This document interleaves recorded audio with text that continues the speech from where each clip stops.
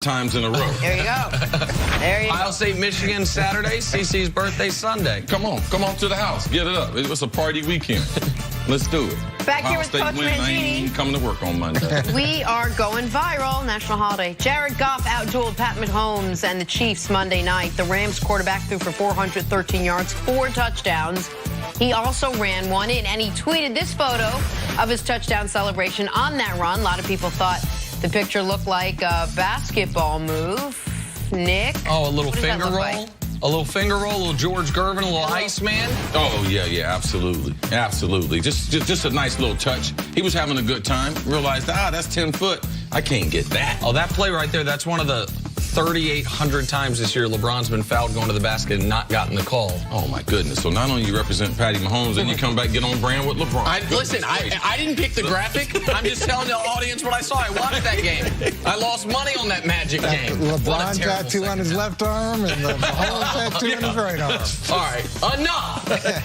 Coach, Taking Cowboys. Too much abuse today. Cowboys are setting the table for a Thanksgiving feast. Their guest, Washington. Let's just go over some of the things Dallas is thankful for this year. Back-to-back road wins, Ezekiel Elliott, pretty good defense, and a 5-5 record in a very shaky division. In fact, they can pull even with Washington for the NFC East lead with a win. A loss, Nick, and what happens? Well, they're 2 back with no tiebreaker. They're basically 3 back and cooked. Hoping for less words, but that too. Here's Dak Prescott on the pivotal division matchup. Our backs are against the wall, regardless. We're not worried about what we've done up to this point. It's about just moving forward, and I think that's allowed us to get on this 2-game winning streak and get the record back to 500 is because we know our backs are against the walls. Every game matters. Every game is a must-win. Nothing changes this week. All right, Coach, are the Cowboys now the team to beat in the NFC East? Yeah, I can't get on board with that yet. I like Washington. I like Washington in this game. I like Colt McCoy. I had Colt in Cleveland. I think that he's better than people understand because he hasn't had an opportunity to play very much, and I think he'll do a good job.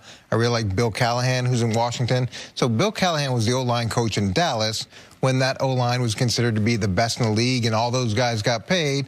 He moves on to Washington. He's done great things there with a bunch of injuries. Yes. And I like Jim Tomsula on the defensive line, too. There are a lot of things that I like in terms of what Washington has, even though they're dealing with the adversity that they are and the injuries that they are. So Dallas, to me, needs to prove it on a more consistent basis. Coach brings up a good point, and I think that only thing you missed was the head coach. And Jay Gruden's done a tremendous job in coaching in Washington. New year with Alex Smith. We know Alex snapped his leg last week, so he's going to be out coming down the stretch. But their ability to teach physical football on their offense and defensive line. Washington's one of those teams like the Tennessee Titans. Man, when you get done playing them, you're going to be sore for 2 or 3 days. Now, they don't have all the household names and everything. Adrian Peterson has done a phenomenal job, and they've come up with a game plan of how they can incorporate his running ability out of I formations so they can be effective, so they can stay in the game. And they've had a tremendous amount of injuries. But you got to give Jay Gruden a lot of credit for how he's kept the focus of this football team and how he's taught them. You can see they're a very, very physical team, and this is going to be a very, very physical game. I like the intel that Colt McCoy has with the offense before. That's one of the reasons why they signed him. So you can look for him to be effective, more effective than another backup if he had just signed with the team and was taking over on a short week. So I think it's going to be an exciting game. Listen, Washington, they got a lot of intel on Dallas. They play Dallas very, very difficult. And that physicality, typically Dallas goes into that and think that, we have a plus in that area. In this instance, even though they're injured, I believe that Washington will be able to match their physicality. Let me ask you this, Coach. The home field advantage, it feels like, has been muted in recent years in the NFL. I don't know if it's because of the newer stadiums. I don't know if it's because stadiums like the new one in Atlanta are so nice, people aren't in their seats as much as in the concourses. But one place that home field has, or one instance where home field cannot be overstated has been on Thursdays this year. Thursdays this year, the home team's 9-2, and the 2 losses are by the Giants and the Cardinals, 2 teams that have struggled throughout the season. How difficult is it? How much more difficult is it on a Thursday game for the road team, or is that just in your eyes an anomaly of this season? It is difficult because you have the travel component, but I wonder what the stats are on Thanksgiving. Because Thanksgiving is like Monday Night Football. It's such a guys get up for that game in a different way than they do the typical Thursday game. So a Thursday game, a lot of guys dread. Thanksgiving is an opportunity for everybody in the country to watch you play. So I wonder how skewed those numbers are. You get a little more energy. I think on Thanksgiving, and I'll have to get the staff to look it up because I didn't think about how many times I've played on Thanksgiving. I think I played on Thanksgiving 4 times. 3 or 4 times at least. And you are more excited than you are than a normally Thursday telecast, because I've been in both when we had Thursday night football when I was playing, and the anticipation of playing in such a grand stage. And it's the holiday season. You know you're going to get that weekend off. It's different. If you get that weekend off, you have a Thursday game in September or October. But around the holidays, it becomes very, very special.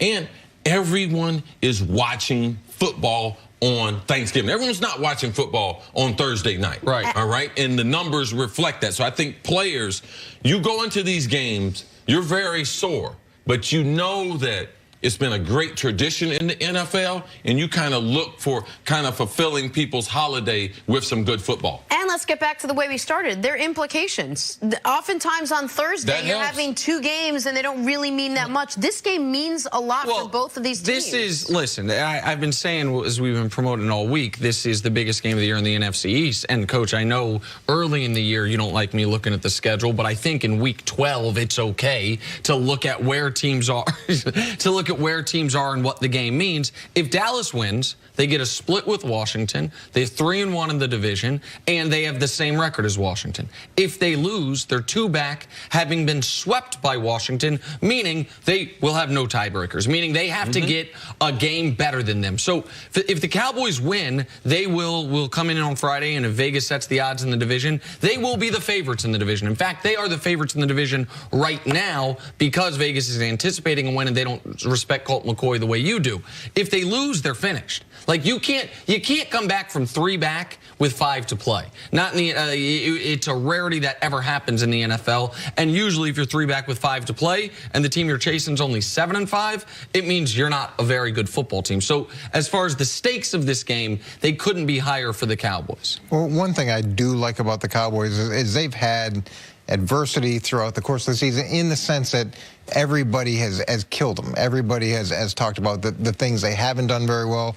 When you look at the rest of the division, they haven't quite dealt with that as much. And there seems to be an identity that they form. There seems to be a sense of community and togetherness that I like. They have a blueprint on how they win football games. Play very good defense, give Zeke the ball 25 to 30 times, don't ask Dak to do too much, right? Like, they have a very clear blueprint on what works for them and what doesn't work for them. Yeah, getting back to Jenna's point about being concise, you did a much better job of saying exactly what I was trying to say. Wow. That blueprint. I told you you're our favorite guest. You did. It is. They have identified what they need to do to win, and with an injury like Washington suffered, they're going to have to get used to Colt McCoy. Whether he's, plays extremely well or doesn't, they still need to get used to his style during this transition. All right, Coach, we'd love having you here this week.